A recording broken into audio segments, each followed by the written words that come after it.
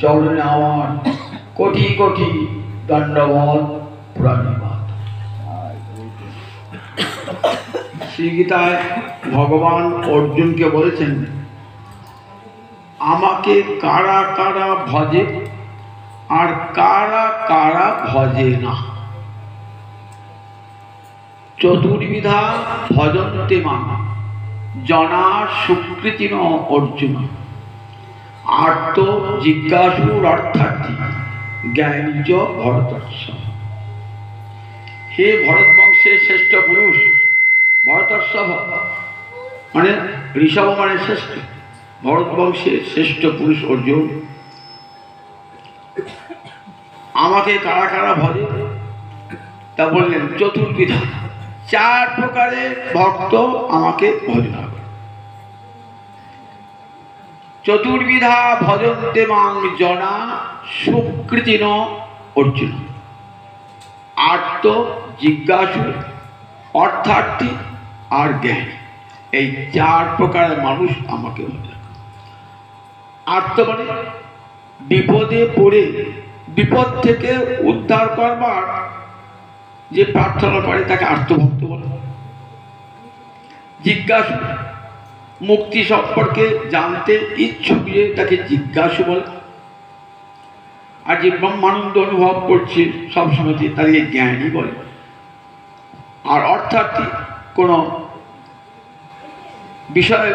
বিষয় পাওয়ার জন্যে, ধন সম্পদ পাওয়ার জন্যে, ভুক্তি মুক্তি পাওয়ার জন্যে ভগবানকে যে ভজনা করে তাকে বলে অর্থার্থী আর জ্ঞানী। চার প্রকার ভক্ত হন, কিন্তু বেশক দিলেন সুকৃতি নয়। এই ভক্তি কিন্তু পূর্বজন্মের সংস্কার। ঘরা ঘরা পুণ্য করলেও কিন্তু হরিভক্তি লাভ হবে না। কৃষ্ণ ভক্তিরস ভাবিতামতি ক্রিয়তাং জ্যোতি কুত উপলব্ধতি। কৃষ্ণ ভক্তিরসে ভাবনা দেওয়া মন ক্রিয়তাং কিনে নাও যদি কুত অবিলব্ধতি, যদি কোথাও পাওয়া যায় কিনে নাও। ভক্তিরস ভাবিতা মানে ভক্তিরসে ভাবনা দেওয়া মন। ভাবনা দেওয়া একটা কবিরাজি শব্দ। আগেকার দিনে কবিরাজেরা বটিকা তৈরি করত, অনুপান অর্থাৎ মনে করে হেলেঞ্চি শাকের রস, শিশুলি পাতার রস, শিউলি পাতার রস, এগুলো অনুপান, এগুলো ডুবিয়ে রোদে শুকুর দিত। আবার পরের দিন ওই রসে ডুবিয়ে শুকুর দিত, আবার পরে এন্ড করে এক সপ্তাহ ধরে ওই রসে ডুবিয়ে রোদে শুকুর দিচ্ছে। তাহলে কী হয়, রসটা ভিতরে চলে যায়। একে বলে ভাবনা দেওয়া। তা ভক্তি রসে ভাবনা দেওয়া, ভক্তি রস মানে হরিকথা শুনতে শুনতে, ভক্ত সঙ্গ করতে করতে, তীর্থ দর্শন করতে করতে, গৌর গোবিন্দ দর্শন করতে করতে এই ভাবনা দেওয়া হচ্ছে। এই রোজ আজকে ভাগবত শুনছেন, খজুরবাজি হরিনাম করছেন, গোবিন্দের অর্চনা করছেন, ভক্তি রসে ভাবনা দেওয়া হচ্ছে। ভক্তি রস ভাবিতা মতি, এই ভক্তি রসে ভাবনা দেওয়া মন বলছে পাওয়া যায় না। ক্রিয়তাম কিনে নাও যদি কুত বিলব্ধতি, যদি কোথাও পাওয়া যায় তাহলে কিনা নয়। এই মনটা বড় দামি মন, তাহলে যেন পয়সা দেবো কি, আমরা যে কোনো জিনিস কিনতে গেলে তো পয়সা লাগে। তারপরে তত্র লৌল্যম মূল্যম এই কারণ। লৌল্য মানে লালসা, লালসাই একমাত্র মূল্য, অন্য কোনো মূল্য নাই। আর আমি হরিকথা শুনবো, এই অন্তরে লালসা। আজ মনোদোষের বাড়িতে হরিকথা হবে, আমি সে হরিকথা শুনবো, যত কাজ থাকুক আমি ফেলে যাবো আজ হরিকথা শুনবার জন্য। এই যে লালসা, এই লালসাটাই হলো মূল্য। লৌল্যম, আর অন্য কোনো পয়সা লাগবে না। লৌল্যম মূল্যম এই কলম, একমাত্র মূল্য হলো লালসা। কোটি জন্ম সুখিতই ন লভ্যতে, এই মনটা কোটি কোটি জন্মের সুকৃতির দ্বারা লাভ হয় না। কোটি সুকৃতি মানে সুকর্ম, দান ধ্যান, ইষ্টাপুত্র কর্ম, এইসব বল আমি যাগযজ্ঞ করলাম, এগুলো তো পুণ্যকর্ম। এই পুণ্যকর্মের দ্বারা হরিভক্তি লাভ হয় বলে না। পুণ্যকর্মের দ্বারা উচ্চ লোক লাভ হতে পারে, কিন্তু কৃষ্ণ ভক্তি লাভ কোনো দিনই হয় না, হয় না। আপনি যত পুণ্য করুন না কেন, এই পুণ্যের ফলটা এই 14 ভুবনের মধ্যেই সীমাবদ্ধ। 14 ভুবন মানে উপরে সপ্তলোক আর নিচে সপ্তলোক, এই নিয়ে 14 ভুবন আমরা বলি। 14 ভুবন, এই 14 ভুবনের বাইরে কিন্তু আমরা যত দান ধ্যান ব্রত তপস্যা করুন না কেন, তার ফলটা কিন্তু এই 14 ভুবনের মধ্যে। দেখবেন পাড়াগাঁতে কোনো গরুকে চলতে দিয়েছ তো, রাখাল হয়তো বাড়িতে কাজ টাজ আছে, বড় একটা দড়া 14 হাত দড়া নিয়ে গেছে, দিয়ে লাগিয়ে দিয়ে বড় মাঠে ছেড়ে দিয়েছে, একটা গঞ্জ ফুটে লাগিয়ে ছেড়ে দিয়েছে। বড় দড়া পেয়েছ, গরুটা ভাবছে বোধ হয় আমি মুক্ত, সব ঘুরে বেড়াতে পারবো। যে 14 হাত চলে আছে, আজকাল গলায় টান পড়ছে, আজই তো আছে। 14 হাত দিয়ে চলে আছে, আজই তো আছে, ওইখানটা গতি, ওইখানে সীমাবদ্ধ। ঠিক তেমনি 14 ভুবন পর্যন্ত যাবেন আপনি ভালো ভালো পুণ্যকর্ম সৎকর্ম দান ধ্যান ব্রত করে। 14 ভুবন, যে 14 ভুবনের বাইরে গোবিন্দ লোক তো 14 ভুবনের বাইরে, সেখানে 70 লোক উপর 70 লোক ওইখানে শেষ হয়ে গেল। তারপরে প্রকৃতির 8টি আবরণ, তারপরে বিরজা, তারপরে বিরজার ওপারে হচ্ছে ব্রহ্মলোক, ব্রহ্মলোকের পরে বৈকুণ্ঠ, বৈকুণ্ঠের উপরে গোলক। তাহলে দেখুন ওখানে যেতে গেলে ওই ঘরা ঘরা পূর্ণ করলে হবে না। সেই সুকৃতি শব্দ অর্থ করছে ভক্তি সংস্কার সম্পন্ন। বাল্যকাল হতে যদি ভক্তি সংস্কার হয়, গীতাতে বলছে না সুচিনাং শ্রীমতাং, এই জগতে ভক্তি করলেন তো মৃত্যু আমার সিদ্ধি লাভ হল, মৃত্যু হয়ে গেল, ক্ষতি না। আবার পরজন্মে আবার ভগবানকে আমার এমন সুযোগ দেবেন, পরজন্মে সুচিনাং শ্রীমতাং গেহে যোগভ্রষ্ট বিজায়। যোগভ্রষ্ট মানে ভক্তি যোগ থেকে ভ্রষ্ট হয়ে গেলে সম্পূর্ণ হলো না। পরজন্মে আবার সুচি পবিত্র গর্ভে ধনবান ব্যক্তির গৃহে জন্মগ্রহণ করে আবার ভজন সাধন শুরু হবে। ভজন সাধন সব দিক থেকে অনুকূল পরিবেশ পাবেন। ধনবান বললেন এই কথা অর্থে যে সব দিক থেকে অনুকূল সুযোগ ভগবান করে দেবেন ভক্তকে ভজনা করা। পবিত্র বংশ ধনবান বংশে আবার জন্ম হবে, সেখান থেকে ভজন শুরু হবে। গীতায় ভগবান জিজ্ঞাসা করছেন না, ভজন করতে করতে যদি কাজ পতন হয় তাহলে ওই ছিন্ন মেঘের মতো সেই কি তার ব্যর্থ হয়ে যাবে? না না না, আবার তার ভক্তি এতটুকু বিনাশপ্রাপ্ত হয়। এই যে ভক্তি সংস্কার নিয়ে এলেন বাল্যকাল থেকে পিতা মাতার ক্ষেত্রে হতে নিয়ে এলেন, এই সংস্কারটা থেকে যায়, এটা নষ্ট হয় না। মানুষ যা করে না, যা কর্ম করে না, সেটা কি বল, সেটা মানুষ একটা সংস্কার তৈরি দেয়। সেই সংস্কারটা মানুষ একটা স্বভাব তৈরি করে দেয়। এই স্বভাবটা কোনো মতেই যায় না। কোথাতে আছে না, স্বভাব যায় না বলি, কয়লার ময়লা যায় না ধুলি। এই স্বভাবটা মানুষের স্বভাব, মহাভারত ইংরেজি বলছেন স্বভাবহি দুরতিক্রম। স্বভাবটাকে কেউ বললাম, দেখুন জন্মিয়েছেন দৈত্য বংশে, তো তাহলে পিতা মাতা সেই দৈত্যকুলে জন্মিয়েছেন, তার পিতা অসুর, মাতা অসুর কন্যা, তাহলে তার তো অসুর স্বভাব হওয়া উচিত ছিল, কিন্তু অসুর স্বভাব দিয়ে হয় না। দেখেছেন তো সে কি সংস্কার নিয়েছে, ভক্তি সংস্কার নিয়েছে, আসুরিক স্বভাবটা সে পরিত্যাগ করেছে। আবার ভক্ত বংশে জন্মালো, অঙ্গরাজার ছেলে বেন, সে আবার অসুর হয়ে জন্মালো, অসুর হয়ে জন্মালো, সেই আসুরিক সংস্কার সে নিয়ে এসছে। তাই যে ভক্ত বংশে ভক্ত সন্তান হবে, আবার অভক্ত বংশে যে অসুর জন্মাবে এমন কোনো কথা নেই। ভক্তি সংস্কার নিয়ে এলে যেখানে যেগুলি জন্মায় না কেন, সে ব্রাহ্মণ হোক শূদ্র হোক, যেগুলো তার জন্ম হোক না কেন, ওই ভক্তি স্বীকৃতি নয়, তার স্বীকৃতি থাকতে হবে। ওই স্বীকৃতি মানে ভক্তির সংস্কার নিয়ে আসবে। এই 4 প্রকারের ভক্ত ভক্তির সংস্কার নিয়ে আসে। আর কারা আমাকে ভজে না, নমাং দুষ্কৃত নমুরা প্রবদ্ধন্তে নরাধমা মায়া অপূর্ত জ্ঞানা আসুরং ভাবমাশ্রিতা। 5 প্রকারের লোক আমাকে ভজে না, যারা দুষ্কৃতিকারী, অর্থাৎ যাদের কৃষ্ণ ভক্তি হৃদয়ে নাই, ভক্তি সংস্কার একবারই নাই যাদের। মূঢ়া, যারা মূর্খ, ভগবান কি জানে না, জ্ঞান ভগবান ভগবত সম্পর্কে কোনো ধারণাই তাদের নাই।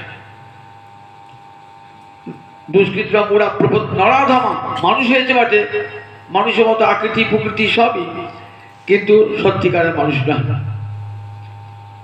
মায়া অপূর্ত জ্ঞান, মায়া যাদের জ্ঞান অপহরণ করে নিয়েছে, আসুরং ভাবম আশ্রিতা, আসুরিক ভাবটাকে অবলম্বন করে পৃথিবীতে আসছে। দেখবেন গীতা একটা যোগের নাম, ষোড়শ অধ্যায়, দৈবাসুর সম্পদ বিভাগ যোগ। কারা কারা দৈবী গুণসম্পন্ন, কারা কারা আসুরিক গুণসম্পন্ন, দেখুন বলা আছে, পরিষ্কার বোঝা যায় কোথায় দেবতা কোথায় অসুর। ওই অসুর খোঁজবার জন্য পাতালে যেতে হবে না, আর দেবতা খোঁজবার জন্য স্বর্গে যেতে হবে না। অসুর তো পাতালে থাকে, দেবতারা স্বর্গে থাকে না। তার দেবতা খোঁজবার জন্য স্বর্গে যেতে হবে না, অসুর খোঁজবার জন্য পাতালে যেতে হবে। এইখানে ধরার মাঝি দেখতে পাবেন দেবতা আর অসুর, এইখানে দেখতে হবে না। কাঁধে কাঁধে দৈবী ভাব আর কাঁধে কাঁধে আসুর ভাব। বলে এই 5 প্রকারের লোক আমাকে ভজনা করে না। কারণ নবাং দুষ্কৃতি ন মূঢ়া প্রবদন্তি নরাধমা। মায়া অপূর্ত জ্ঞানা, মায়া যাদের জ্ঞান অপহরণ করে নিয়েছে এবং অন্তরটা আসুরিভাবে আচ্ছন্ন। এই 5 প্রকার লোক, এরা দুষ্কৃতিকারী, এদের ভক্তি সংস্কার নাই, এরা আমাকে ভজে না। তাহলে 4 প্রকার লোক ভজে। কে কে 4 প্রকার লোক ভজে? আর্ত, জিজ্ঞাসু, অর্থার্থিক, জ্ঞানী, এই 4 প্রকার লোক ভজে। আজ একটি আর্ত ভক্তের কথা শোনাবো, যে ভক্তির সংস্কার নিয়ে জন্মিয়েছে। শ্রীমদ্ ভাগবতের 8ম স্কন্ধে এই ভক্তের বর্ণনা আছে। ভক্তের নাম রাজা ইন্দ্রদ্যুম্ন। দ্রাবিড় দেশে পরম হরিভক্ত রাজা, এত বড় বিশাল রাজ্য হয়েও মন কিন্তু কৃষ্ণ পদে সব সময় লগ্ন হয়ে রয়েছে। কৃষ্ণ চিন্তা করতে করতে মন লগ্ন হয়ে যেত ভগবানে। রাজকার্য পড়ে থাকতো, রাজা কিন্তু মনটাকে গোবিন্দ চরণে লগ্ন করে দিয়েছে। রাজা বিশেষ মানুষ তো, শত কাজে তাতে মন রাখতে হবে। কিন্তু দেখুন এই রাজা কুলাচলাশ্রমে গোবিন্দ সেবায় এমন করে মগ্ন হয়ে রয়েছেন না। ঠিক সেই সময় এসেছেন এক ঋষি, তার নাম অগস্ত্য ঋষি। এই অগস্ত্য ঋষি বিন্ধ্য পর্বতের গুরু, জানেন তো? অগস্ত্য একবারে এক গণ্ডুষে 7 সমুদ্রের জল খেয়ে নিয়েছিল। এক গণ্ডুষ, ব্রাহ্মণ গণ্ডুষ দেখেছেন তো? এক গণ্ডুষে 7 সমুদ্রের জল। অসুরেরা দেবতাগণকে হত্যা করেছে, রাত্রিবেলায় লুকিয়ে থাকতো সমুদ্রের তলায়। তখন দেবতারা অগস্ত্য মুনিকে বললে, আপনি তো 1 গণ্ডুষে সমুদ্র পান করেন, তো এই 7 সমুদ্রে কোথায় লুকিয়ে আছে বার করুন, আপনি গণ্ডুষ জলটা খেয়ে নেন। অগস্ত্য এসে 1 গণ্ডুষে 7 সমুদ্রে জল খেয়ে নিলেন। অসুরেরা বার হলো, ইন্দ্র অসুরগণকে হত্যা করল। সেই অগস্ত্য মুনি তার কতখানি তপস্যা, তেজ, দেখুন হরিভক্ত, সেও হরিভক্ত অগস্ত্য ঋষি। অগস্ত্য ঋষি এসেছেন, আমি এসেছি রাজা। রাজা বিচারে ভুল করলেন। শাস্ত্রে কি বলেছে? মদ ভক্ত পূজাভ্যধিকা, আমার ভক্তের পূজা আগে হবে, তারপরে আমার পূজা। আমার ভজন পূজা করতে করতে যদি কোনো ভক্ত আসে, তাহলে কি করবো ঠাকুর? বলে আমার পূজাটা ছেড়ে ভক্তের পূজা করবে। আমার পূজাটা ছেড়ে দিয়ে ভক্তের পূজা করবে। দেখেছেন তো ভক্তের কতখানি আদর ভগবানের কাছে। এই জগৎকে ভক্তিকে আমরা মর্যাদা দান করি না, তুচ্ছ তাচ্ছিল্য করি। আর ভগবানের কাছে ভক্তের কত মর্যাদা। আমার পূজা করতে করতে যদি কোনো ভক্ত আসে, আমার পূজাটা ছেড়ে দিয়ে আমার ভক্তকে আদর করে গৃহে ডেকে নিয়ে আসবে। রাজা এত বড় ভক্ত হয়েও এই বিচারটা রাজা ভুলে গেলেন। অনেকক্ষণ দাঁড়িয়ে থাকলে, অপেক্ষা থাকলে অগস্ত্য ঋষি। ক্রোধ হয়ে গেল, বললেন আমি দাঁড়িয়ে রইলাম এতক্ষণ, আমাকে একবার আসুন আসুন ঋষি বলে আহ্বান জানালে না, একটা বসবার আসনও দিলে না, তুমি রাজা হয়ে তোমার এত অহংকার। আমি তোমাকে অভিশাপ দিলাম, তং হস্তি মূর্খ ভব, তুমি হাতির মতো মূর্খ হও। হাতির যেমন বিরাট চেহারা কিন্তু মাথায় বুদ্ধি নাই, তুমি বিশাল রাজা হয়েছো, সকলের কাছে মান যশ পাচ্ছ, কিন্তু মাথায় তোমার বুদ্ধি নাই, তুমি হস্তি মূর্খ হয়ে জন্ম। ভক্তির অভিশাপ সঙ্গে সঙ্গে লেগে গেল। পরের জন্মে হাতি হয়ে জন্মালেন ইন্দ্রদ্যুম্ন রাজা। হাতিদের রাজা হলেন গজেন্দ্র। গজ মানে হাতি, ইন্দ্র মানে শ্রেষ্ঠ, সমস্ত হাতিদের মধ্যে শ্রেষ্ঠ। কোথায় থাকতেন? ত্রিকূট পর্বতের চূড়ায়। ত্রিকূট বলে একটা পর্বত আছে, বিশাল পর্বত, সেই পর্বতে থাকতেন। সেখানে তার অনেক হস্তিনী সঙ্গী ছিল, অনেক ছানাপোনা রয়েছে, তাদেরকে নিয়ে সুখে বসবাস করতেন। একদিন খেলা শেষে তার অপরাপর সঙ্গী সাহায্য খেলা শেষে খুব শান্ত ক্লান্ত হয়েছেন। পাশে একটা সরোবর আছে, সেই সরোবরে এসে স্নান করতে নেমেছেন। সরোবর যখন স্নান করতে নেমেছেন, স্নান করে সে উঠতে পারছেন না। কেন? তার পাটা কামড়িয়ে ধরেছে একটা কুমির। এই কুমিরটাও অভিশপ্ত, রাজা যেমন অভিশপ্ত, কুমিরটাও অভিশপ্ত। কুমিরটাকে কে অভিশাপ দিচ্ছেন? দেবল ঋষি বলে একটা ঋষি কুমিরটাকে অভিশাপ দিয়েছে। দেবল ঋষি স্নান করতে নেমেছেন, আর ওই গন্ধর্ব, পূর্বজন্মে গন্ধর্ব ছিল, ওর নাম ছিল হুহু। হুহু গন্ধর্ব ও স্নান করতে নেমেছে, ভাবছে ঋষির পাটা ধরে টানি, খেলা একটা মজা, ঋষির পাটা ধরে। ঋষি বলছে আমার পাটা ধরেছো কেন, পাটা ছেড়ে দাও। কিছুতেই ছাড়বে না, পাটা ধরে ঋষিকে টেনে যাচ্ছে। বলে তোমার এত বদ স্বভাব, গন্ধর্ব লোকে থেকেও বদ স্বভাব, উঁচু লোকে থেকেও, তা তুমি কুমির হয়ে জন্মাও। যখন বলছে ঋষির অভিশাপ তো ব্যর্থ নয়, ছুটে এসে তখন ঋষির পায়ে ধরেছে। ঋষি বললেন যে দেখো, ভগবান শ্রীহরি আসবেন গজেন্দ্রকে উদ্ধার করতে, তখন তার সুদর্শন চক্রের দ্বারা যখন মুখ ছেদন, বদন ছেদন হবে, তখন তোমার মুক্তি ঘটবে। তখন থেকে সেই জলেতেই আছে কুমির হয়ে গজেন্দ্র নেমে জলে নেমেছেন, স্নান করছেন তো করছেন, কিছুটি আর উঠে আসতেই পারছেন না। হস্তিনীগণকে বলছেন যে দেখো, আমি তো উঠতে পারছি না, একটা বড় কুমির আমার পাটা এমন করে চেপে ধরেছে, আমি উঠতে পারছি না, তোমরা সবাই আমাকে সাহায্য করো। হস্তিনীগণ জলে নামবেন চেষ্টা করলেন, বহু সবাই মিলে টানাটানি করলেন, জলেতে কুমির টানছে, আর উপরে হস্তিনীগণ তার বন্ধু বান্ধব আত্মীয় স্বজন জোর করে টানাটানি করছে। দিন মাস বছর পেরিয়ে গেল, হাজার হাজার বছর জলেতে আছে। শেষকালে হস্তিনীগণ তারা বললেন ও জীবন তো যাবেই, আবার আমাদের কারণ জীবনটা যায়। তারা চলে এলেন। সঙ্গী সাথী যারা ছিল তারাও ছিলেন, বললে তুমি মরো, আমরা তোমার সঙ্গে মরতে রাজি। চলে এলেন। এমনি সবাই একে একে ছাড়ল।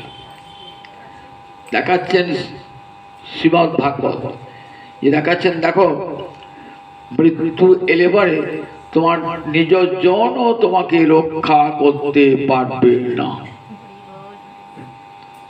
তখন ভাবছেন যে কে রক্ষা করতে পারে?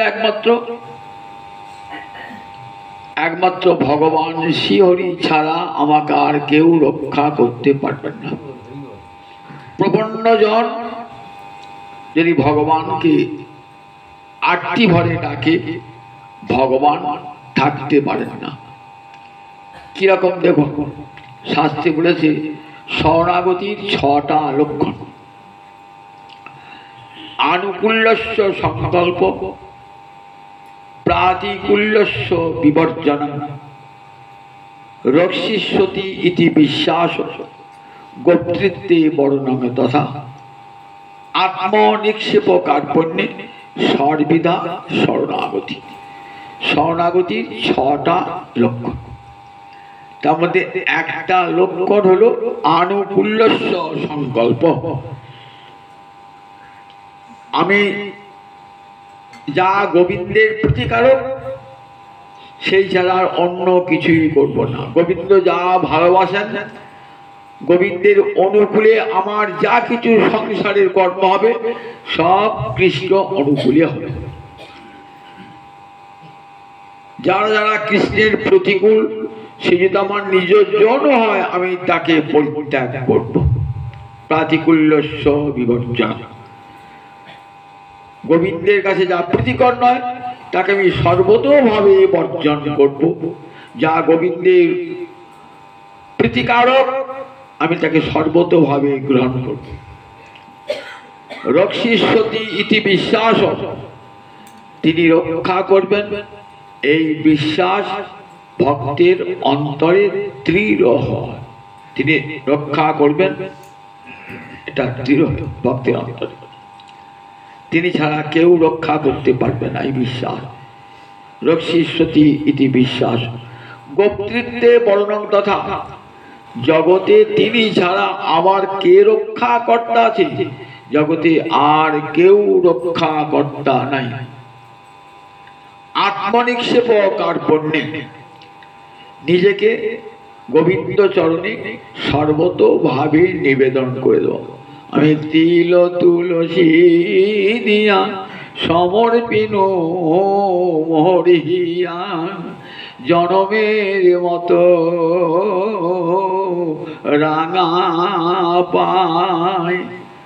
তিল তুলসী দিয়া সমর্পণ কইনু হিয়া, জনমের মতো রাঙা পায়। ভক্ত বলে জন্মের মতো ওই রাঙাচরণে আমি আত্মসমর্পণ করলাম। যখন সর্বতোভাবে ভক্ত নিজেকে গোবিন্দের চরণে প্রপন্ন করে দেন, তখন ভগবান আর থাকতে পারে না। ভগবান নিজেই বলেছেন না, কৌন্তেয় প্রতিজানিহি নমে ভক্ত পুনঃসতি। হে কুন্তীর নন্দন, তুমি জগতে প্রতিজ্ঞা করে বলো আমার ভক্তের কখনো নাশ হয় না, নাশ হয় না, নাশ হয় না। আমার ভক্তকে আমি সর্বতোভাবে রক্ষা করি। যখনই আর্ত হয়ে বিপদে পড়ে আমার ভক্ত ডাকে, শুধু যে গজেন্দ্রকে উদ্ধার করেছিলাম তা নয়, যুগে যুগে যেই আমাকে ডাকবে ভক্তি ভরে আরতিতে, আমি ছুটে যাব তাকে রক্ষা করব। এটা আমার ব্রত। ভগবান বলেছে এটা আমার ব্রত। যদি কেউ বলে হে গোবিন্দ, রামায়ণে এই উক্তিটি আছে। যদি কেউ বলে সকৃদেব অপ্রপন্ন তবাস্মিতি চ যাচতি, অভয়ং সর্বদা তস্मै দদাম্যে তৎব্রতম। হনুমান এসেছে, রাবণ এসেছেন, রাবণের ভাই বিভীষণ এসেছেন রামচন্দ্রের শিবিরে। রাবণের ভাই তো বিভীষণ, সহোদর ভাই। বিভীষণ রাবণকে বললেন, দাদা তুই খুব অন্যায় কর্ম করেছ। দেখো তুই দাদা, আমার বলবার অধিকার নেই, কিন্তু অন্যায় করলে বলতেই হবে। তুই পরনারী হরণ করেছ, কত বড় পাপের কাজ করে জানো? নারী হরণ কত বড় পাপের কাজ। এই জন্যে শুধু তো তুমি বিনষ্ট হবে না, আমাদের বংশটাই শেষ হয়ে যাবে তোমার জন্য। সুতরাং দাদা এখনো সময় আছে, তুমি ক্ষমা চেয়ে নাও, সীতা দেবীকে পরিত্যাগ করো। বলে কি বললি? আমার জ্ঞান দিতে এসছিস? লাঠি মেরে দাঁড়িয়ে দেয়। বললেন ভারী হলো, শাস্ত্রে বলেছে কখনো স্বজনকে ত্যাগ করো না। আমি স্বজন তখন দাদাই আমাকে ত্যাগ করে ভারিয়েছে। রামচন্দ্রের শিবিরে গিয়েছেন, রাবণ তাড়িয়ে দিয়েছেন, রামের আশ্রয়ে গিয়েছেন। সুগ্রীব বলছেন, প্রভু ওকে নিও না, ওকে আশ্রয় দিও না। শত্রু কোন ছলে আসে বোঝা যায় না। ও তো রাবণের ঘর থেকে আসছে, শত্রু ঘর থেকে আসছে। কোন অসৎ অভিসন্ধি থাকতে পারে। ভগবান তখন হনুমানকে জিজ্ঞাসা করে, রামচন্দ্র হনুমান কি করবো? হনুমন্ত ভক্ত বলছেন, ঠাকুর তোমার প্রতিজ্ঞাটা কি আছে বলো দেখিনি একবার। বিভীষণ তো তোমার চরণে পড়েছে, আর তুমি কি প্রতিজ্ঞা করেছ? সক্রিদেব প্রপন্নজ তবাস্মিতি চ যাচতি। সক্রিদেব একবার সক্রিদেব প্রপন্ন চরণে শরণাগতি তবাস্মি, আমি তোমার হলাম, এই যদি একবার বলে, একবার বারবার বলতে হবে, একবার যদি বলে সে গোবিন্দ আমি তোমার হলাম, একবার যদি গোবিন্দ চরণে শরণাগত বলে, তাহলে অভয়ং সর্বদা তস্মৈ দদাম্যে তৎ প্রথম মম। আমি তাকে সব সময় অভয় দান করি, এটা আমার ব্রত। যখন আমরা কোনো ব্রত করেন, যেটা করলে ব্রত ভঙ্গ করতে চান কি না, আজকের দিনে করবো না, আজকের দিনে পঞ্চশস্য একাদশী পঞ্চশস্য খাওয়া নিষেধ, আজ আমি কিন্তু পঞ্চশস্য কোনোটাই গ্রহণ করবো না। আজকে সারাদিন হরি কথা বলা কর্তব্য, আমি সারাদিন হরি সম্পর্কে থাকবো। একটা ব্রত করেছেন তো, ব্রতটা সার্থক করতে গেলে ব্রতের নিয়মটা মানতে হবে। তো ভগবান বলছেন এরকম আমার ভক্ত রক্ষা আমার ব্রত, অভয়ং সর্বদা তস্মৈ দদামি এতৎ ব্রতম মম। গোবিন্দ চরণে পড়ে যদি একবার কেউ বলে হে গোবিন্দ আমি তোমার হলাম, তাকে রক্ষা করার জন্য ভগবান ছুটে আসবেন। তাই কুন্তীর নন্দন তুমি জগৎকে বলে শুনিয়ে দিও, কৌন্তেয় প্রতিজানেহি। প্রতিজানি মানে প্রতিজ্ঞা করে বলবো, প্রতিপূর্বক জ্ঞাত প্রতিজ্ঞা। প্রতিজ্ঞা মানে শপথ করা, শপথ করে সেটা রক্ষা করতেই হয়। তুমি শপথ করে পৃথিবীকে জানিয়ে দিও যে আমার চরণে একবার যারা প্রপন্ন হয়েছে, সে যদি আমার শত্রুও হয় তবু আমি তাকে রক্ষা করি, এটা আমার ব্রত। রামচন্দ্র উল্লেখিত, রামচন্দ্র এই কথাটাই শুনতে চাইছে, বিভীষণকে নিজের চরণে স্থান দিলেন। ভগবান অন্তর্যামী, তিনি জানেন না যে বিভীষণ শত্রু ঘর থেকে এর শত্রু নয়, সে পরম ধার্মিক বিভীষণ। ধর্মের অংশে তার জন্ম, অধর্মের অংশে জন্ম রাবণের, কিন্তু ধর্মের অংশে জন্ম বিভীষণ। সব সময় ধর্ম কথা বলতেন, সৎ পথে ন্যায় পথে চলতেন বিভীষণ। তাই বিভীষণ তিনি জানেন, শুধু হনুমানকে দিয়ে জগৎকে শুনিয়ে দিলেন যে আমার ভক্তকে আমি রক্ষা করি, আমার চরণে শরণাগত।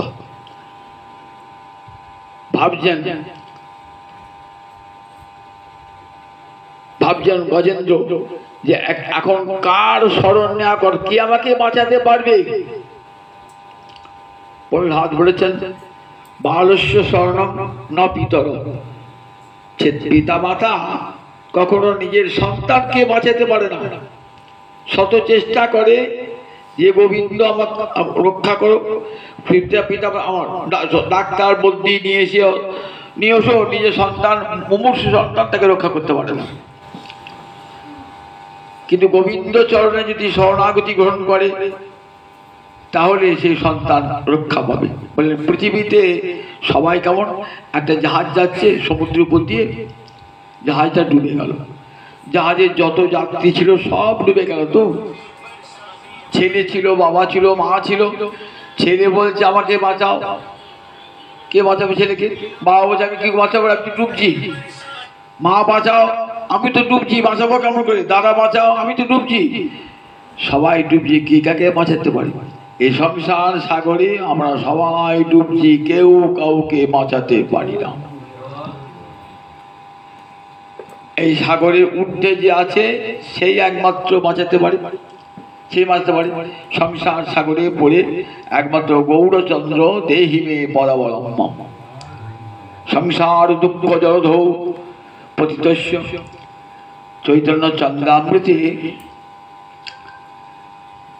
প্রভুদানন্দ সরস্বতী বলছেন, সংসার দুঃখ জলধৌ পতিতস্য দুর্বাসনা নিগড়িতস্য। সংসার হলো দুঃখের সমুদ্র, সেখানে পড়ে গেছি আমরা, সংসারে দুঃখের সমুদ্র। দুর্বাসনা নিগড়িতস্য, দুর্বাসনারূপ শিকল আমার পাটা বেঁধে রেখে দিয়েছে। এখান থেকে আমাকে উদ্ধার পাবো আমি? তা বলছেন গৌরচন্দ্র দেহিমি পদবলম। হে গৌরহরি, তোমার চরণ দুটো বাড়িয়ে দাও, ওই চরণ ধরে সংসার সাগর উত্তীর্ণ। সংসার দুঃখ জলধৌ পতিতস্য দুর্বাসনা নিগড়িতস্য নিরাশ্রয়স্য। সংসারকে দুঃখের সমুদ্র বলা হয়েছে, দুঃখের সমুদ্রে পড়ে সবাই ভাসমান। এখন একটা গল্প শোনায়, হাসির গল্প। বর্ষাকাল নদীতে বান আসে, তো গঙ্গাতেও বান এসছে, কত লোক ভেসে যাচ্ছে, কত গরু ছাগল ভেসে যাচ্ছে, কত লোকের ঘর বাড়ি ভেসে যাচ্ছে, একটা ভালুকও ভেসে যাচ্ছে। ভালুকের উপরটা কেমন দেখতে, কম্বলের মতো। একটা ছেলে ট্রেনে দাঁড়িয়ে বলছে, ওই দেখ একটা কম্বল ভেসে যাচ্ছে, নিয়ে আগে কম্বলটা, শীতকালে কাজে লাগবে। সে ঝাঁপ দিয়েছে, ঝাঁপ দিয়ে এখন কম্বলটা ধরতে গিয়ে, আসলে কম্বল নয়, সেটা তো একটা ভালুক। সেও চাইছে কাকে ধরিয়ে বাঁচবো, যেই ছেলেটা গেছে তাকে আমার আসতে বেশি হচ্ছে, এটা আসতে পারছে না। অনেকক্ষণ লড়াই করছে, ছেলেটা কেটিয়ে ভালুকে ছাড়াতে পারছে না। পাড়ে দাঁড়িয়ে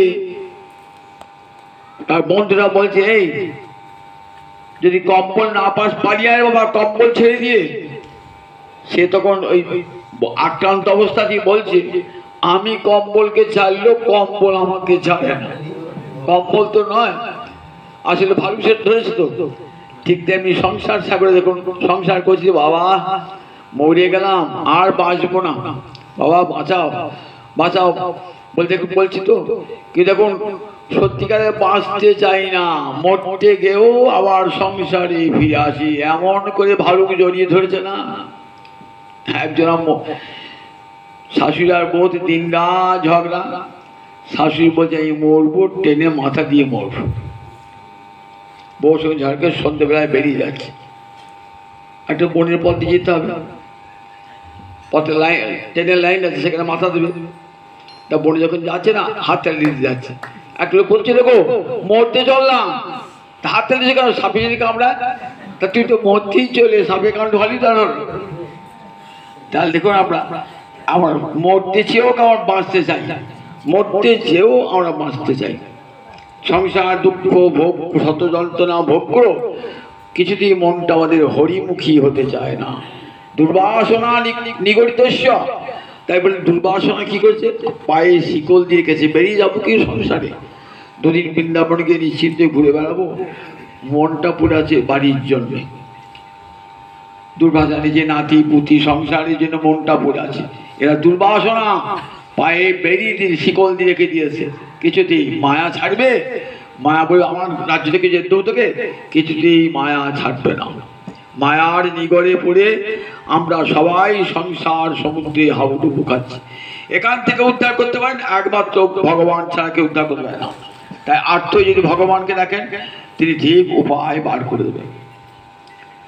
গজেন্দ্র যখন এমনিকে আটটি ভরে দেখলেন কেউ আমাকে রক্ষা করতে পারবে না, তখন গজেন্দ্র কাকে ডাকছেন? তখন গজেন্দ্র ভগবান শ্রীহরিকে ডাকছেন, হে গোবিন্দ, তুমি ছাড়া আমাকে আর কেউ রক্ষা করতে পারবে না। স্বর্ণগতি 1 লক্ষণ কার্পণ্যে আমি তোমার কৃপার পাত্র প্রভু, আমার কোনো ভজন নাই, আমি ভজনের সামর্থ্যে বলছি না তুমি আমার কাছে এসো, আমার তো কোনো ভজন নাই, সাধন নাই প্রভু, তুমি কৃপা করে, তুমি তো কৃপা করো, ভজনহীন জনকেও তুমি কৃপা করো, তোমার এমনই কৃপার সামর্থ্য। আমি ভজন জানি না, সাধন জানি না, কিন্তু আটটি ভরে তোমায় ডাকছি, তুমি কৃপা করে আমাকে উদ্ধার করো। দ্রৌপদী যখন বসন হরণ করছে দুঃশাসন, দেখলেন সম্মুখে স্বামী পঞ্চস্বামী বসে রয়েছে, কেউ প্রতিবাদ করলেন না। কত বয়স্ক মানুষ সভায় বসে রয়েছে, তারা কেউ প্রতিবাদ করছে না। একটা নারীর মর্যাদা লঙ্ঘন করছে দুঃশাসন, দুর্যোধন। তখন দ্রৌপদী বলছেন, ন সা সভা যত্র ন সন্তি বৃদ্ধা। আমি তাকে সভা বলে মনে করি না যে সভায় কোনো জ্ঞানবৃদ্ধ লোক না থাকে। চুল পাগলি বৃদ্ধ হবে না, যদি সত্য কথা সে না বলে, চুল পাগলি বৃদ্ধ হবে না। সে আমার দেশে বলেছে চুল পাকা লোক দিকে সম্মান করলে হবে না। একটা বালকও যদি তার জ্ঞান থাকে, তাকে জানতে হবে জ্ঞানবৃদ্ধ, তাকেই সম্মান দান করবে। নশা সভা, এতগুলি মানুষ বসে রয়েছে, কত বয়স্ক মানুষ বসে রয়েছে, কেউ একটা ধর্ম কথা বলছেন না, কেউ প্রতিবাদ করছে না। রাজভয়ে সবাই কম্পিত। নশা সভা যত্র ন সন্তি বৃদ্ধা নতে বৃদ্ধা যে ন বদন্তি ধর্ম। তাদেরকে বৃদ্ধ বলে মনে করি না যারা ধর্মের কথা বলে না, সত্যির কথা বলে না। ন স ধর্ম যত্র নাস্তি সত্য, তাকে আমি ধর্ম বলে মনে করি না যার মধ্যে বিন্দুমাত্র সত্য নাই। ন তৎসত্যম যচ্ছলে না অনুবিদ্যম, আমি তাকে সত্য বলে মনে করি না যার মধ্যে ছলনা রয়েছে। দ্রৌপদী এই বক্তৃতা দিয়েছিলেন। মহাভারতে অমর অক্ষয় আছে এই দ্রৌপদী বক্তৃতা।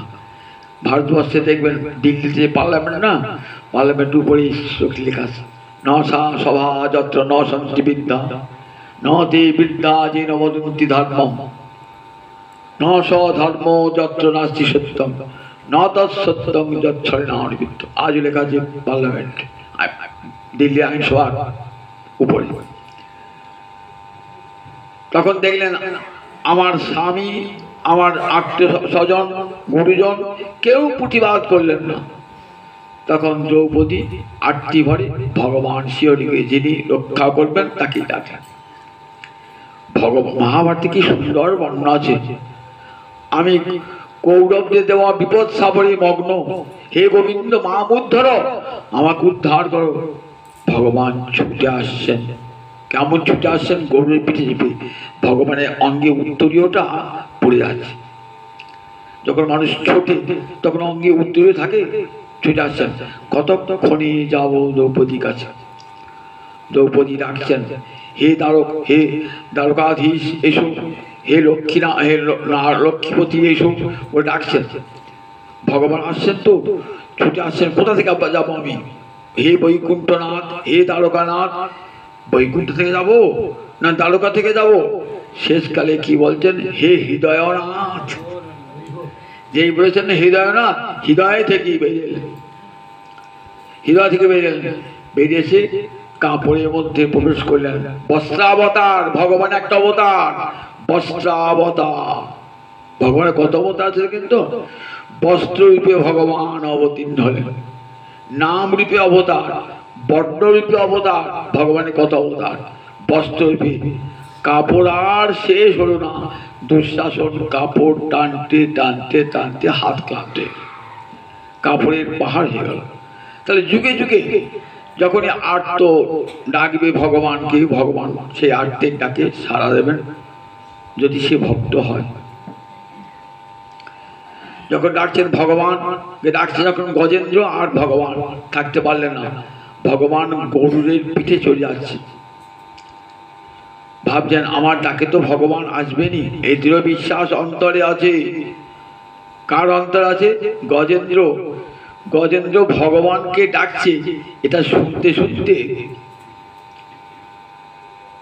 মহারাজ পরীক্ষিতের মনে প্রশ্ন হয়েছে, প্রভু হাতির কৃষ্ণ ভক্তি, মানুষের কৃষ্ণ ভক্তি হয় না, দেবতাদের কৃষ্ণ ভক্তি হয় না, একটা হাতির কৃষ্ণ ভক্তি? অবাক হয়ে গেছে, হাতির আবার কৃষ্ণ ভক্তি হয়? বললেন মহারাজ তুমি অবিশ্বাস করছো। প্রাক জন্মনি অনুশিক্ষিত, পূর্বজন্মের ভক্তি সংস্কার নিয়ে যে এসেছো, অভিশাপ পেয়েছে, কিন্তু ভক্তি নষ্ট হয় না। দেখেছেন তো, শত অভিশাপেও ভক্তি বিনষ্ট হয় না। শত অভিশাপে ভক্তি বিনষ্ট হয় না। যেমন কার তেমনি ভক্তি স্মৃতি হৃদয়ে সব নষ্ট হয়ে যায় কিন্তু অভিশাপে, কিন্তু ভক্তি অবিনাশী, কোনোদিন ভক্তি বিনষ্ট হয় না। একবার যদি হরি ভক্তি অঙ্কুরিত হয় তাহলে সে ভক্তি আর কখনো দুর্লভ। ব্রহ্মাণ্ড ভবিতে ভবিতে কোন ভাগ্যবান জীব গুরু কৃষ্ণ প্রসাদে পায় ভক্তি লতা বীজ। পরম দুর্লভ এই ভক্তি। গুরুদেব কর্ণে মন্ত্র দিয়ে সে হরি ভক্তির বীজ রোপণ করে দিলেন ভক্তের হৃদয়ে। এই ভক্তি হৃদয়ে কখনো বিনষ্ট হয় না। মহারাজ, তুমি অবিশ্বাস করছো? প্রাক জন্মনি অনুশিক্ষিত, পূর্ব জন্মের শিক্ষা কখনো যায় না। দেখো মহারাজ, তোমার নিজের জীবন দিয়ে দেখো। তুমি তো গোবিন্দকে ভুলেছিলে, মায়ের পেটে গোবিন্দের কৃপা পেয়েছো, মায়ের পেটে। আবার যে বংশে জন্মিয়েছো, ভক্তের বংশে জন্মিয়েছো, ভক্তের রক্ত তোমার ধমনীতে ধমনীতে শিরায় শিরায় প্রবাহিত। তাই তুমি কোথাও না গিয়ে কোথায় চলে এলে? হরিদ্বারের ব্রহ্মকুণ্ডের তীরে, গঙ্গার তীরে বসেছ। গঙ্গাকে দেখলেই হরিচরণের কথা তোমার মনে পড়ে যাবে। তোমার মধ্যে সেই ভক্তি সংস্কার আছে বলি তোকে নিয়ে এসেছ। সংস্কার যদি থাকে না তাহলে আসবে। যখন এমনি করে গজেন্দ্র ডাকছেন, ভগবান ছুটে আসছেন গরুরের পিঠে চড়ে। ভগবান কতক্ষণে গিয়ে পৌঁছাবো? গজেন্দ্র ভাবছেন এমনিতে চলে যাবো, প্রভু আসবেন, তাহলে প্রভুকে কি উপহার দেবো? কি উপহার দেবো? ভগবান আমার গুরু, তাকে তো কিছু উপহার দেওয়ার প্রয়োজন। কি দেবো? ভগবানকে কাছে গেলে শাস্ত্রে বলেছেন ভগবানকে দেখলেই কিছু উপহার দিতে হয়, গুরুকে দেখলেই কিছু উপহার দিতে হয়। কি দেবো? তিনি জগৎ গুরু বটেন, আবার আমার সেব্য প্রভু বটেন। কি দেবো? সরোবরে অনেক পদ্ম ফুল ফুটেছে, সেই পদ্ম ফুলটা ছুঁড়ে ধরেছে, ধরে উপর দিকে তাকিয়ে আছে। আসবেন তো ভগবান উপর দিয়ে। তখন দেখছেন কিছুক্ষণ পর, আর গরু তাড়াতাড়ি চলো, গরু তাড়াতাড়ি চলো, আমার ভক্ত শেষ হয়ে যাবে, তাড়াতাড়ি চলো, তাড়াতাড়ি চলো। ছুটে আসছে, গরুকে ছুটিয়ে নিয়ে আসছে দ্রুত বেগে। গরু তো এমনি বেগশালী, আর ছুটে আসছেন। ভগবানের অন্তরে কত বেগ দেখুন, নিজের ভক্তকে রক্ষা করবার জন্য। যখন এসে দেখছেন আকাশ পথে এসেছেন গরুর পিঠে চড়ে, তখন কি করলেন? ফুলটি কৃষ্ণায় নমঃ বলে গোবিন্দকে ছুঁড়ে দিলেন। গোবিন্দ নেমে এলেন গরুরের পিঠ থেকে, নেমে এসে কি করলেন? টেনে তুললেন গজেন্দ্রকে। গজেন্দ্রকে টেনে তুলে সুদর্শন চক্র দিয়ে ওই কুমিরের মুক্তি ছেদন করে দিলেন। কুমিরও মুক্তি পেয়ে গেল, গজেন্দ্রও মুক্তি পেয়ে গেল। কুমিরটা ছিল একটা গন্ধর্ব, কুমির ছিল গন্ধর্ব। কুমিরকে বলেছিলেন গজেন্দ্রকে উদ্ধার করতে আসবে গোবিন্দ, ঋষি বলে গেছিলেন। তখন তার সুদর্শনের স্পর্শে তুমি আবার মুক্তি পাবে। তখন সুন্দর গন্ধর্ব দেহ ধারণ করেছেন। তখন নিজের জন্ম বৃত্তান্ত বলছেন, হে হরি, এমন কৃপাময় তুমি, তোমার ভক্তকে বাঁচাতে এসে আমাকেও তুমি জীবন দান করলে প্রভু। গোবিন্দকে স্তব করে চলে গেলেন গন্ধর্ব, হরিভক্তি হৃদয়ে নিয়ে চলে গেলেন গন্ধর্ব লোকে, হরিভক্তি হৃদয়ে নিয়ে। আর গজেন্দ্র মুক্তি পেয়ে গেল। কি মুক্তি পেলেন? সারূপ। গোবিন্দকে নিয়ে গেলেন সারূপ মুক্তি। গোবিন্দের যেমন রূপ তেমনি রূপ বৈকুণ্ঠে। গজেন্দ্র বৈকুণ্ঠপতি গোবিন্দের উপাসক ছিলেন। কাজী সেই শঙ্খচক্র গদা পদ্মধারী এই রূপই তার আকর্ষণ। কাজী সেই সারূপ মুক্তি বৈকুণ্ঠে যারা রয়েছেন না, নন্দ সুনন্দ সব দেখতে সব নারায়ণের মতন সবাই, সবারই চারিহস্ত, ওই নীলবর্ণ অঙ্গের পীতাম্বর, সবার সমান রূপে। পাঁচ প্রকার মূর্তি, তো তার মধ্যে এক প্রকার মূর্তি হচ্ছে সারূপ, সমান রূপ। চার প্রকার মুক্তি কি কি? সালোক্য, সামীপ্য, সারূপ্য, সার্ষ্টি, সাযুজ্য। সালোক্য মানে সমান লোকে থাকা, গোবিন্দ যে লোকে আছেন আপনি যদি সেই লোকে যান তাহলে সালুক্য। সামীপ্য মানে গোবিন্দের সমীপে কাছে কাছে থাকা। সারূপ্য মানে গোবিন্দের সমান রূপ প্রাপ্ত হওয়া। সার্থী মানে গোবিন্দের সমান ঐশ্বর্য প্রাপ্ত হওয়া। আর সাযুজ্য মানে ভগবানের অঙ্গে বিলীন হয়ে যাওয়া। এই 5 প্রকার মুক্তির মধ্যে একটা মুক্তি হলো সারূপ মুক্তি, ভগবানের সমান রূপ প্রাপ্ত হওয়া। সমান রূপ যেটি অজামিল পেয়েছিল, আবার আমরা দেখলাম গজেন্দ্র সেই রূপ সারূপ্য মুক্তি পেয়ে চলে গেলেন বৈকুণ্ঠে। জগৎকে দেখালেন যে দেখো আর্ত হয়েও যদি ভগবানকে ডাকো তাহলে ভগবান কৃপা করবেন। কিন্তু আর্ত হলেও আমরা কি করি? ডাক্তারকে ডাকি, বৈদ্যকে ডাকি, কোন প্রভাবশালী ব্যক্তিকে ডাকি, ভগবানকে ডাকি না। ভাগবত শিখিয়ে দিকে দেখো ওই ডাক্তার বৈদ্য যত প্রভাবশালী লোককে ডাকো না কেন কোনো ফল হবে না। বলে ডাকো তারে, তাকে ডাকো ফল হবে। ডাক্তারে নয়, ডাকো তারে, তাকে ডাকো, দেখো ফল হবে। যদি সেই রকম অন্তরের আকুতি নিয়ে আরতি নিয়ে ডাকো, আজও দেখবে ভগবান এসে তোমাকে বিপদ থেকে উদ্ধার করে। এই শিক্ষা শ্রীমদ ভাগবতে আমার ভক্তের কখনো বিনাশ হয় না। যখনই আমার ভক্ত বিপন্ন হয়ে আমাকে স্মরণ করে আমি তখনই চলে আসি। আমার ভক্তের ভক্তি কখনো অভিশাপ পেল নষ্ট হয় না। আমার ভক্তের ভক্তি অভিশাপ পেল। আমার দেখি চিত্রকেতু রাজা, সে অভিশাপ, তাকে দুর্গা অভিশাপ দিয়েছিলেন। চিত্রকেতু রাজা গুরুর কাছে মন্ত্র পেয়ে এত শক্তিশালী হয়েছিল না, সমস্ত লোকে সপ্ত লোকে সে ঘুরে বেড়াতে পারত।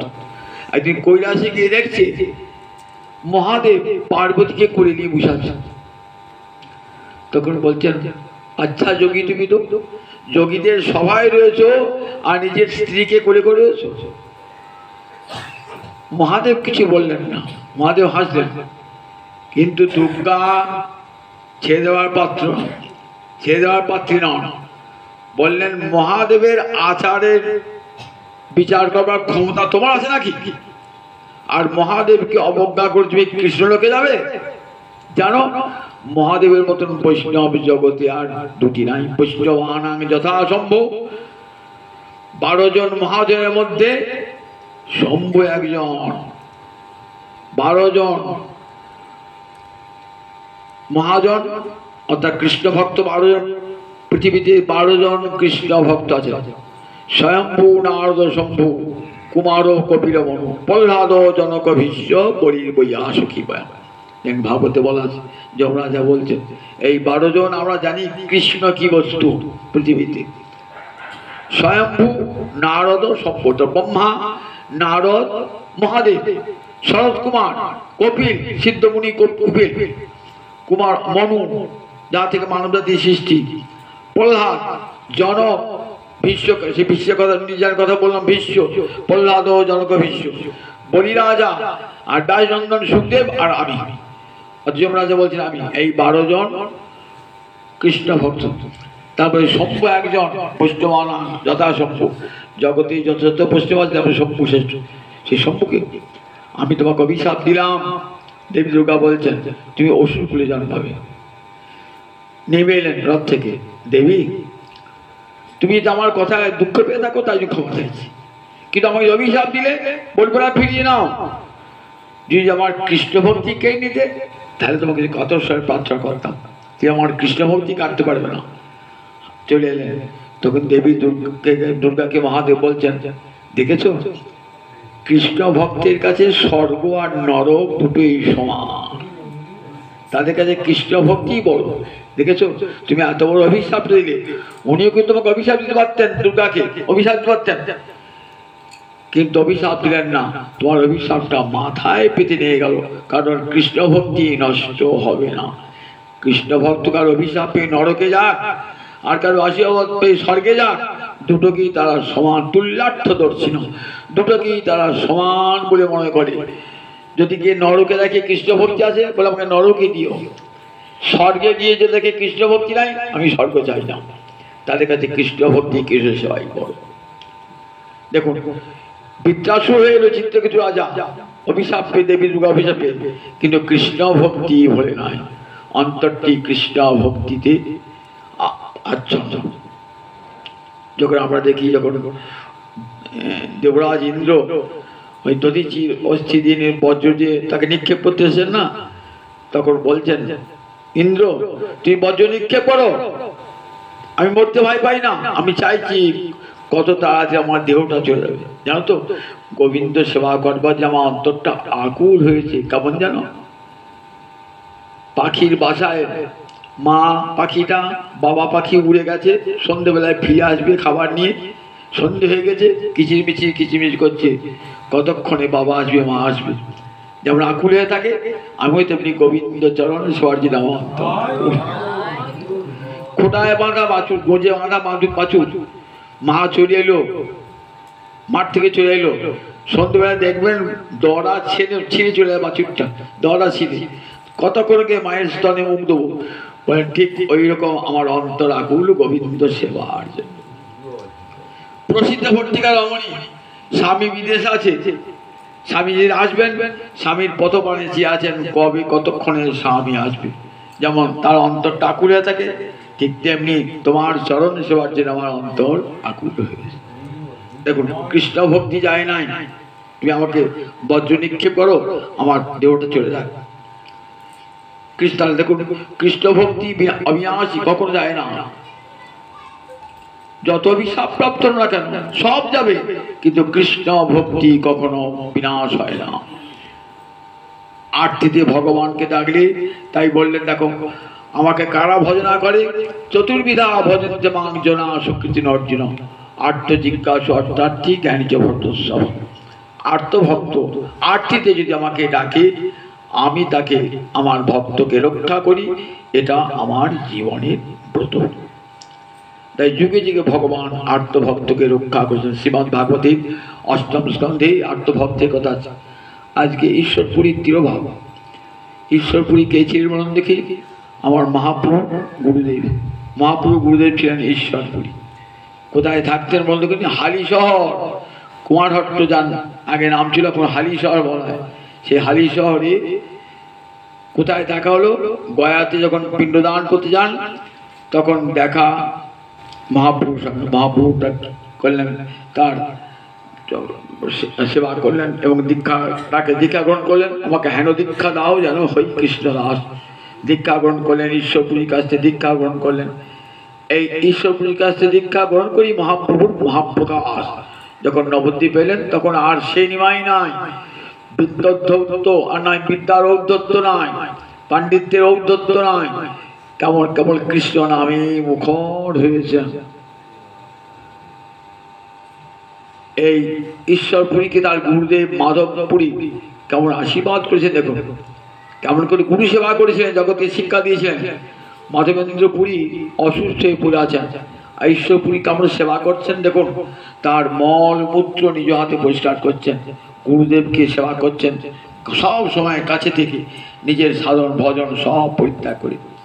তখন মাধবেন্দ্র পুরী আশীর্বাদ করলেন, তোর হোক কৃষ্ণের প্রসাদ, তুই যেন কৃষ্ণ প্রসাদ লাভ করতে পারিস। কেমন লাভ করে দেখুন, স্বয়ং ভগবানকে শিষ্য রূপে পেলেন ঈশ্বর। কত বড় আশীর্বাদ, গুরুর অভিশাপ, কত বড় গুরুর আশীর্বাদ, যে আশীর্বাদে ভগবানকে গুরু রূপে পেলেন। সেই ঈশ্বর পুরী কৃষ্ণ লীলামৃত একটি গ্রন্থ রচনা করেছেন। মহাপ্রভু যখন একবার পুরী থেকে বাংলাদেশ আসেন না, প্রথমেই গেলেন গুরু বাড়ি। সেখানে গিয়ে কি করলেন, গুরু বাড়ির মাটি নিজের বহির্বাসে বেঁধে নিলেন। সেই দিকে সবাই ওইখানকার মাটি নেয়, মাটি নিতে নিতে সেখানে একটা ডোবা হয়ে গেল। আজ সেই ডোবার নাম চৈতন্য ডোবা। হালি শহরে গেলে দেখবেন চৈতন্য ডোবা, ঈশ্বরপুরীর বাড়ির কাছে চৈতন্য ডোবা আজও আছে। জগৎকে দেখেন, দেখো আমার গুরু বাড়ির মা পত্রিকাটাও কত পবিত্র, আমি বহির্বাসে বেঁধে নাম। সেই ঈশ্বরপুরী আজ তিরোভাব তিথি, সেই ঈশ্বরপুরী চরণে কোটি কোটি প্রণাম জানি। আজ এখানে হরিকথার বিরতি। জয় নিতাই, জয় নিতাই।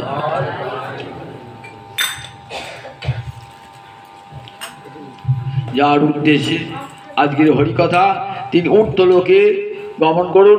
আপনারা সবাই দেখেছেন যে ভক্তিপতি মাকে কৃষ্ণ ভক্তি ছাড়া যে আর কিছুই ছিল না। অন্তরটি কৃষ্ণ ভক্তিতে এমন পূর্ণ, একবার সাক্ষাৎ যেন ভক্তির মূর্তি। সেই মায়ের আজকে প্রাণ দিবস, প্রাণ তিথি, এটা ঊর্ধ্বলোকে গমন করুন। এই বার তার নামে আজ উৎসর্গ করলাম। জয় নিতাই, জয় নিতাই, জয় নিতাই।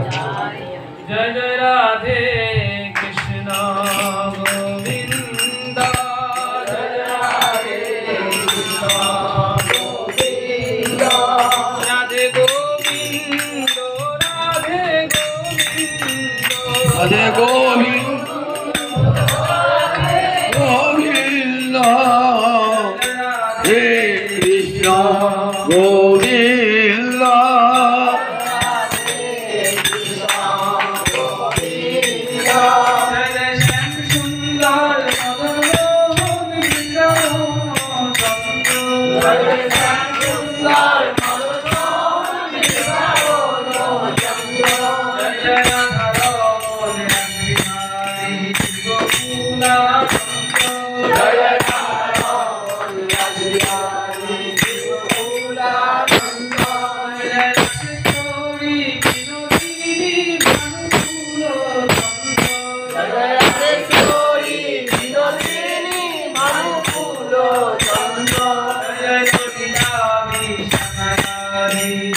সখী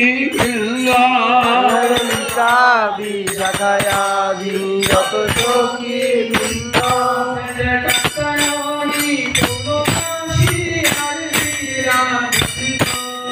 কাত্যায়নী গুণবাসী আর লীলা বৃন্দ,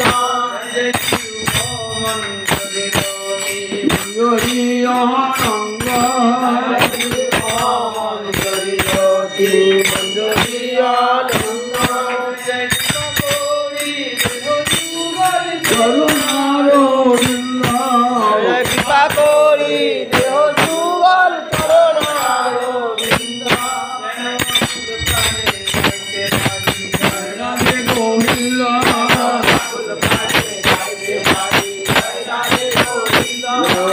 রাধে রাধে গোবিন্দ বল জয়, রাধে রাধে গোবিন্দ বল জয়, রানী জয় দাও ভাই, রানী জয় দাও হরি বৃন্দাবন বিলাসিনী রাধা রানী জয় দাও ভাই,